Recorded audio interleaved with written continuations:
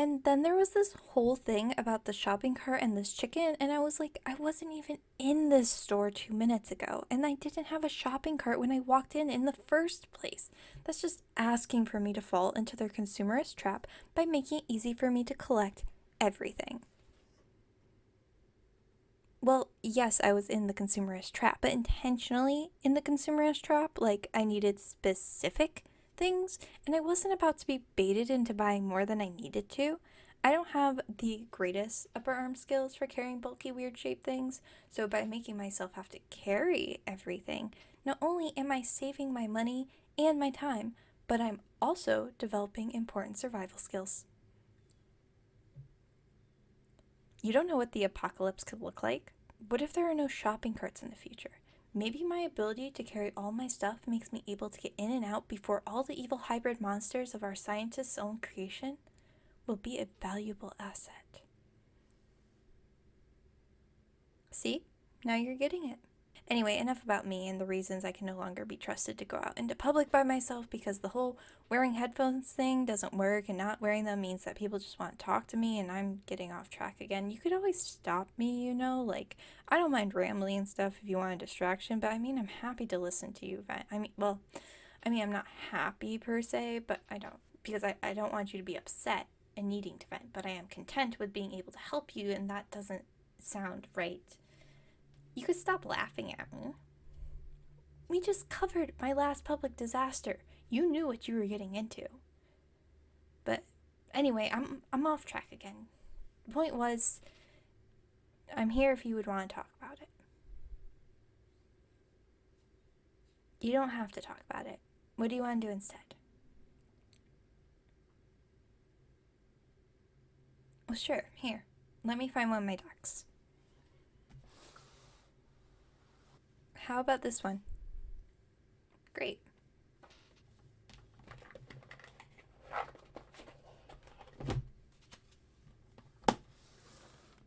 No, you can chill there. Unless you want to come over here. But, you look pretty cozy, and I'm not going to lie. If I didn't have to cook dinner, I'd be in the blanket burrito, too. No, unfortunately, it's a bit too restrictive to shuffle cards and cook dinner when you're wrapped in a cozy, warm cocoon of blankety goodness.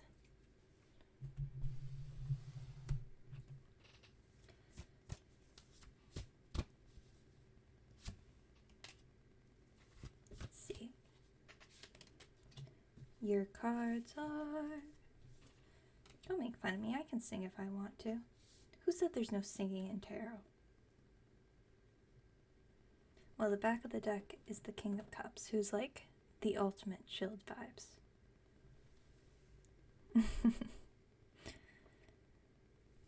Sure, so what we have, I don't really use any spreads, I just kind of go with how I'm feeling.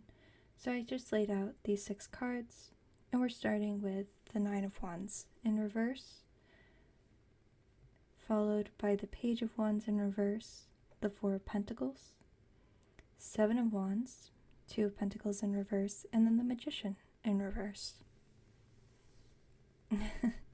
Reverse doesn't always mean bad. It usually just kind of means either the opposite of what the upright is, or it could be something coming in, something you need to bring in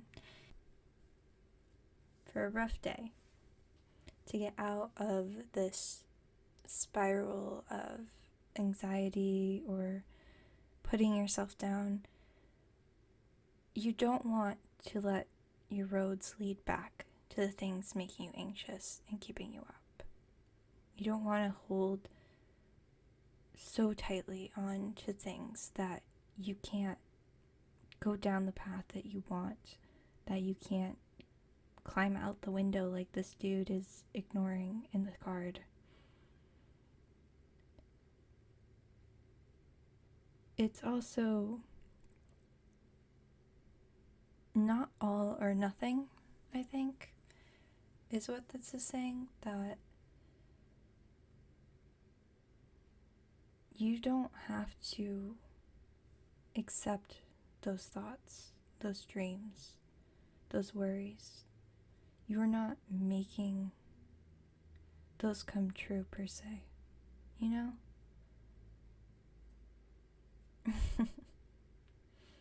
Well, no, but sometimes they can feel more real than the world around us. At least it does for me sometimes. But you have so much power, and you can kind of like put it on its own playing ground, or whatever that phrase is. I don't know. Like, you can win, basically. Hey, you said, give me a tarot reading. You didn't say, give me a good, eloquent one. I mean, that's your own fault.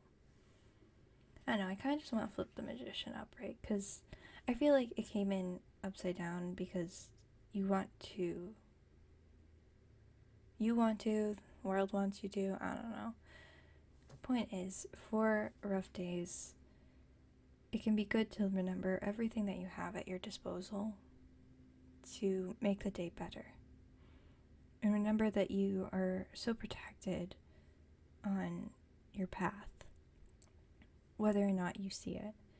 And that, there's like this whole thing about being super brave and courageous and these like big feats of awesomeness and like all that stuff. But there's also something to be said about taking small steps and juggling it bit by bit, because like all those books and stories, they pretty much put their entire life on hold to go on that quest, and like, I got bills to pay, man. I can't do that. And so I think there is some kind of push there to remind ourselves that, our paths are not the same. And also, not every path has to lead to anxiety, Not everything has to be anxious and stressful and all of that. You can be happy and find that inspiration and bring that inspiration in and just trust. And I mean, that's all easier said than done. And really, it comes down to balancing that and moving forward piece by piece and figuring out what tools you have and how you can use them to bring in inspiration, to encourage yourself to take those little steps.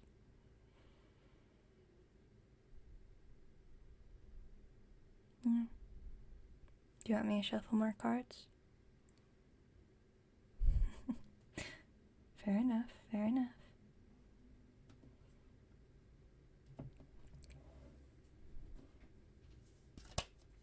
Oh, well, you get another card anyway because it fell off when I picked up the deck. Hey, it's not my fault. Oh, look, there's the Queen of Cups. Look at all those cups and courts. And this is the Three of Cups in reverse. And that is a symbol of our friendship. No, it's the card of celebration. It's a reminder that you're not alone.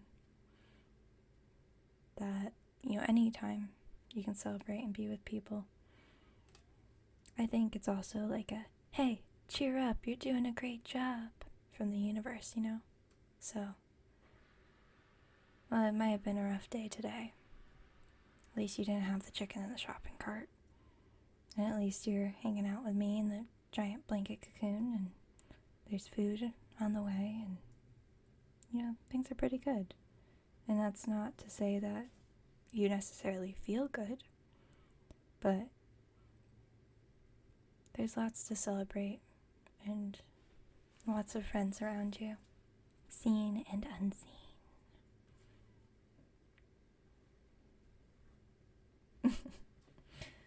That's what you get when you ask me.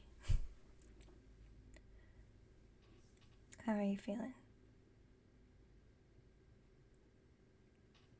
Hey, no putting yourself down.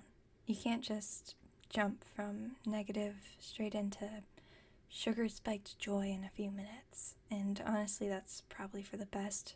So instead of trying for a full, sunny, and bright smile, maybe just try for a little bit happier than you are now, and then tomorrow you can aim for a little bit more. It's the baby steps that are important.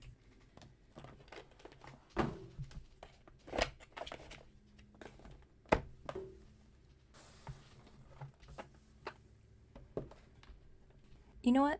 People love watching babies walk. If we can celebrate it then, we can celebrate the metaphorical ones now. Yeah, weren't we all cuter as babies? There's this one picture my family has of me in this swimsuit with a pair of those obnoxiously large sunglasses and my hair being all like this, but shorter because I hadn't had the lifespan to grow it out yet. It's a super cute picture. I can't believe they won't destroy it and to stop embarrassing me with it.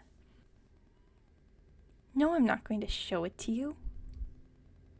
You can't go and ask my mom. That is cheating and a betrayal of our friendship. It's a betrayal because I said so, and I don't want you to see the picture. Okay, yes, I told you about the picture when you didn't know of its existence and thus kind of opened the door for this. However, I was trying to demonstrate how even though babies are cute, it can still be embarrassing. Yeah, okay. So I've always been an embarrassment, but really just to myself. So I guess that part is good. Or is that bad? Maybe I should try embarrassing everyone else. No, you're right. You can't be the first victim. You'll know it's coming. You are not impervious. Name one time I've embarrassed you. That's fair. But that also means I've already been practicing without realizing it. So that is good. In case of an apocalypse, my skills should be carrying stuff from the grocery store without a shopping cart and embarrassing people. Mainly myself, but also others. Yeah, I think that's a pretty good sales point. What would your top 2 skills be? I could totally see that. If you could have an overly complicated and mainly useless superpower skill for the apocalypse, what would it be?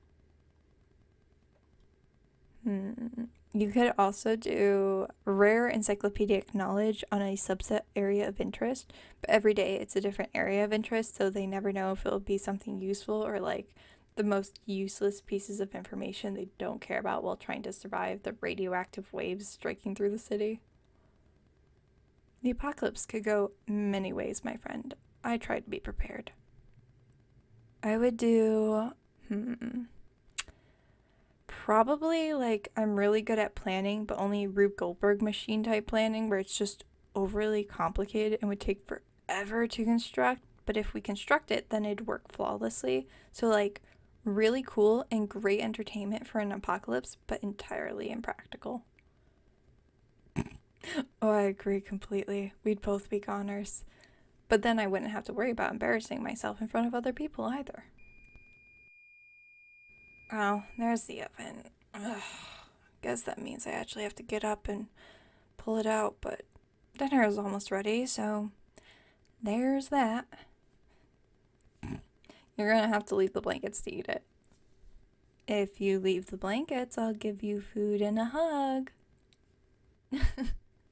I'll let you know when it's ready. You stay cozy.